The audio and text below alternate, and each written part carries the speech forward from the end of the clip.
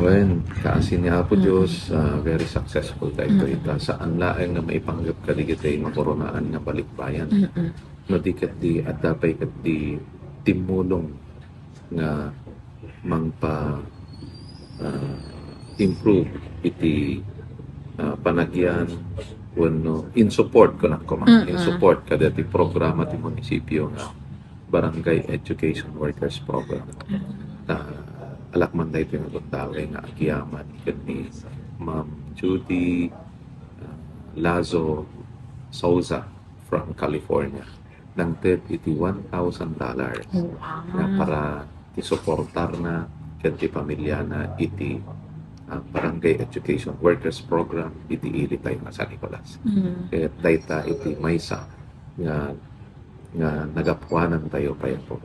At dapay na ni Apo Mel Batangan ket si susuporta nga mangi shoulder kano iti banda nga sunanto kano iti mang shoulder the expenses ti banda nga adtukar para ka di balikbayan night.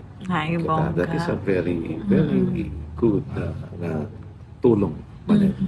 Kaya kita dadapay di kita ito madyak lang mapinsa-pinsa at dadadi kita Apo taga-ijay nga naayat nga agawid to dito they will be attending that the fiesta tayo can makipagpartisipar ganto.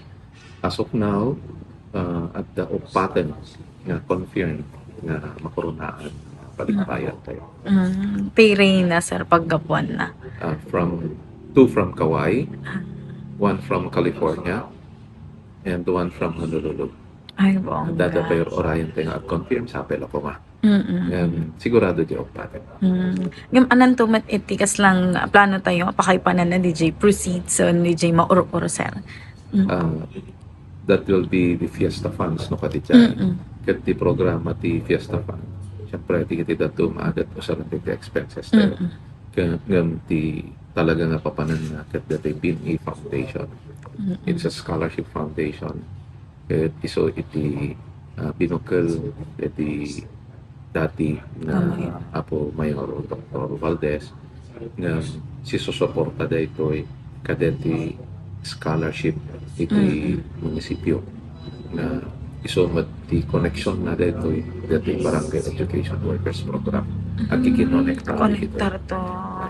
iso nga data iti papanan na